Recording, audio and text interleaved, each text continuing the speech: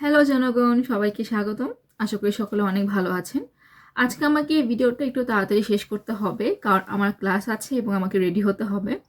তো আজকের এই ভিডিওর টপিক নিয়ে আমি আপনাদের কাছ থেকে এত পরিমাণ প্রশ্ন পেয়েছি, তাই আমার কাছে মনে হলো এটা নিয়ে আলাদা একটা ভিডিও করা খুব বেশি গুরুত্বপূর্ণ।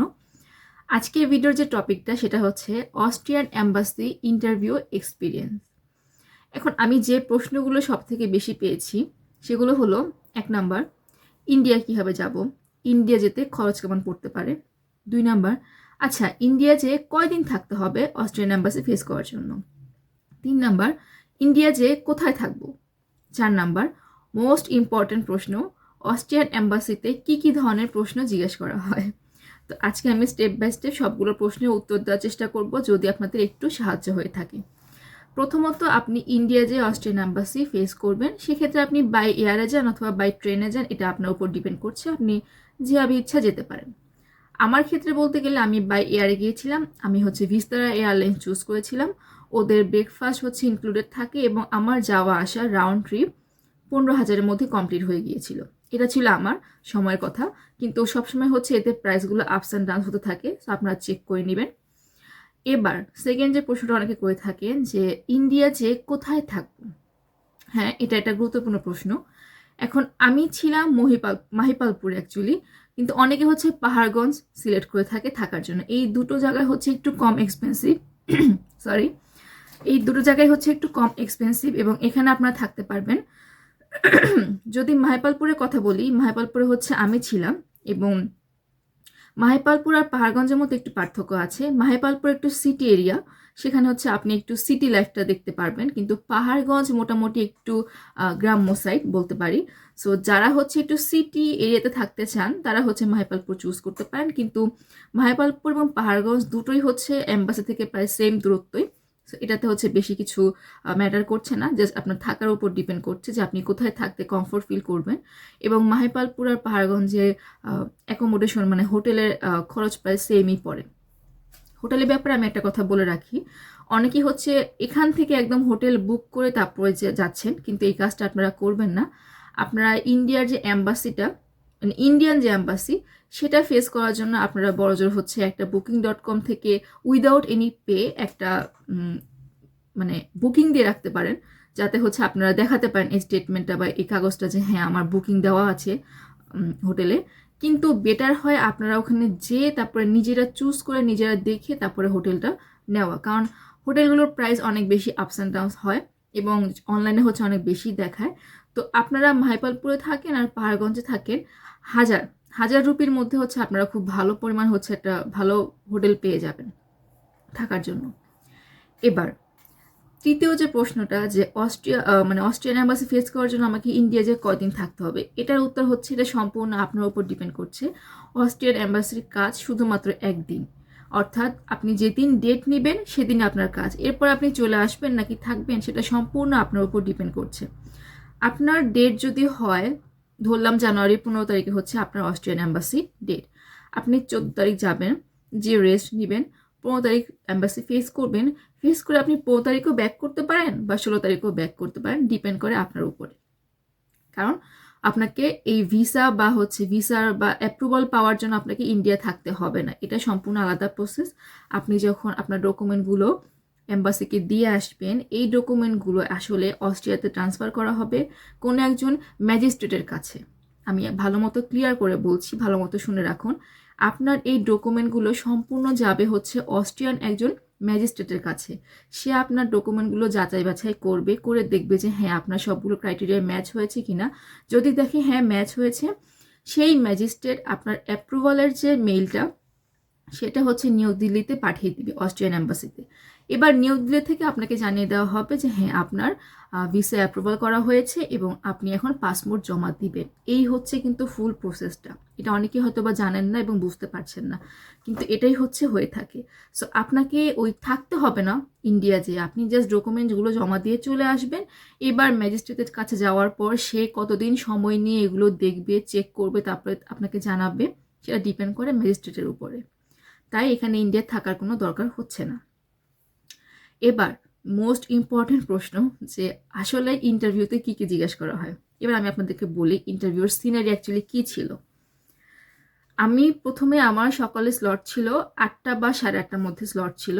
আমি চলে গিয়েছিলাম, যে দেখি যে কেউ আসেনি, তখন শীতকাল ছিল, কেউ আসেনি এবং 9টা কি 10টা থেকে তাদের এম্বাসি শুরু হয়েছিল, কিন্তু আপনি আপনার সময় মতোই চলে যাবেন। এবার আমরা বাইরে একটা এরিয়া আছে, আমি ভিডিওতে দেখাচ্ছি আপনাদেরকে, বাইরে একটা এরিয়া আছে, এখানে হচ্ছে আমরা সকলে ওয়েট করছিলাম অস্ট্রিয়ান এম্বাসির জন্য, যে এম্বাসিতে আমি কাগজপত্র জমা দিব তার জন্য। এবার যেটা হলো যে যখন আমার স্লট ছিল, আমাকে ডাকা হলো, আমাকে আগেই ডাকা হলো যেহেতু আমি প্রথমের দিকে ছিলাম। তো এক্ষেত্রে আপনারা যেটা করবেন, আপনাদের প্রত্যেকটা ডকুমেন্টে দেখবেন স্টাপলার করা থাকে হয়তো বা, সেই পিনগুলো আপনারা খুলে ফেলবেন, কোনো রকম পিন যেন না থাকে ডকুমেন্টে, এটা মাথায় রাখতে হবে। সবগুলো পিন খুলে ফেলতে হবে। পিনগুলো খুলে হচ্ছে আপনারা সবগুলো কাগজ জমা দিবেন, তারা সেগুলো নিবে। নেওয়ার পরে আপনাকে ডাক দেওয়া হবে, যে আপনার নাম ধরে ডাক দেওয়ার পর আপনি যাবেন। যাওয়ার পর আমি হচ্ছে একটা ভিতরে গেলাম, যাওয়ার পর আমাকে জিজ্ঞাসা করলো আমার নাম কি, বললাম। বলার পর আমাকে টাকাটা দিতে বললো একটা বক্সের মধ্যে, আমি টাকাটা দিলাম, উনি টাকাটা নিল, নিয়ে আমাকে বললো আপনি একটু ওয়েট করেন, আপনার ফিঙ্গারটা আমি নিব, ফিঙ্গারপ্রিন্টটা আমি নিব। আমি কিছুক্ষণ ওয়েট করলাম, ওয়েট করার পরে ওরা হচ্ছে ভিতরে সব ধরনের কাগজপত্র গোছালো, গুছিয়ে আমাকে আবার ডাকলো, ডেকে বললো যে এই ডকুমেন্টগুলো আমাদের লাগবে, বাকি যে ডকুমেন্টগুলো সেগুলো আমাদের লাগবে না। সো সেগুলো হচ্ছে আমাকে ফেরত দিয়ে দিল এবং আমার ফিঙ্গারপ্রিন্ট নিল। শেষে যেটা করলো যে আমার যে পুলিশ ক্লিয়ারেন্সটা ছিল সেটা তারা রেখে দিল এবং আমাকে বলল যে এই পুলিশ ক্লিয়ারেন্সটা হচ্ছে অস্ট্রিয়ার অ্যাম্বাসি থেকে লিগালাইজ করে পাঠানো হবে এবং এটা হচ্ছে আমাদের যে বাংলাদেশের কনসুলেট সেখানে পাঠিয়ে দেওয়া হবে। তো পাঠিয়ে দিলে আপনাকে কনসুলেট থেকে যোগাযোগ করা হবে। এই হচ্ছে সিস্টেম। আমাকে চলে আসতে বললাম, আমি চলে আসলাম, এর চেয়ে বেশি কিছু না। আমি আরও কয়েকজনের ইন্টারভিউ শুনেছিলাম, মানে এক্সপিরিয়েন্স শুনেছিলাম, তাদের ক্ষেত্রে বড় জোর জিজ্ঞাসা করেছিল কোন ইউনিভার্সিটি, কোন ইনটেক, এতটুকুই, এর বেশি কিছু না। জাস্ট ফিঙ্গারটা নিবে, আপনার ডকুমেন্টগুলো রাখবে, আপনাকে চলে যেতে বলবে, এছাড়া কিচ্ছু না। এখানে কোনো ধরনের প্রশ্ন করা হয় না বা কিছুই করা হয় না আসলে।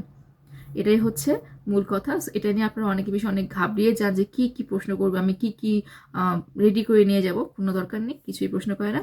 শুধু নিজের কোর্স নেম, নিজের সেমিস্টার নেম আর ইউনিভার্সিটি নেম এবং কোন ইনটেকে যাচ্ছেন এগুলো একটু মনে রাখবেন, দ্যাটস ইট। এর বেশি কিছু কোনো রকমের প্রশ্ন করে থাকে না তারা। এরপরই আমরা চলে এসেছি এবং আমাদেরকে জানিয়ে দেওয়া হয়েছে যখন কনসুলেটে পুলিশ ক্লিয়ারেন্স চলে এসেছে। আপনাদের সাথে মূলত কনসুলেট, বাংলাদেশে যে কনসুলেট অবস্থিত সেটা, ভিএফএস এবং নিউ দিল্লি, এই 3 জায়গা থেকেই হচ্ছে মূলত আপনাদের সাথে কমিউনিকেশন করা হবে, ঠিক আছে? এছাড়া কিন্তু আর খুব একটা বেশি কমিউনিকেশন করা হয় না। আর অনেকের ক্ষেত্রে হয়ে থাকে এরকম যে ম্যাজিস্ট্রেটের মনে হয়েছে তার এই ডকুমেন্টটা প্রয়োজন, সেক্ষেত্রে ম্যাজিস্ট্রেট নিজে আপনাকে মেল দিবে যে তুমি জমা দিয়েছিলে ডকুমেন্ট, কিন্তু তোমার এই ডকুমেন্টটা আমার প্রয়োজন তোমার ভিসা অ্যাপ্রুভাল দেওয়ার জন্য। দেন বলবে যে তোমাকে আমি এইটুকু টাইমলাইন দিলাম, এই টাইমলাইনের মধ্যে তুমি তোমার এই ডকুমেন্টটা আমাকে মেল করে দাও, তাহলে তোমাকে আমি ভিসা অ্যাপ্রুভাল দিয়ে দিব। অস্ট্রিয়াতে এটাই একটা সুবিধা, অস্ট্রিয়াতে একদম প্রথমের দিকেই হচ্ছে ভিসা রিজেক্ট করে দেয় না। যদি কোনো ডকুমেন্ট মিসিং হয়ে যায় বা কোনো কিছু মিস হয়ে যায়, সেক্ষেত্রে ম্যাজিস্ট্রেট নিজে হচ্ছে মেল করে ক্যান্ডিডেটকে যে তোমার ডকুমেন্টটা আমার লাগবে, তোমার সব কিছু ঠিক আছে, তোমার ওই ডকুমেন্টটা আমার লাগবে, ওই ডকুমেন্টটা আমাকে তুমি মেল করো। মেল করার পর সে কিন্তু ভিসা অ্যাপ্রুভাল দিয়ে দেয়। সো এটা হচ্ছে অস্ট্রিয়ার একটা প্লাস পয়েন্ট, যেখানে খুব তাড়াতাড়ি হচ্ছে ভিসা হচ্ছে রিজেক্ট হয়ে যায় না।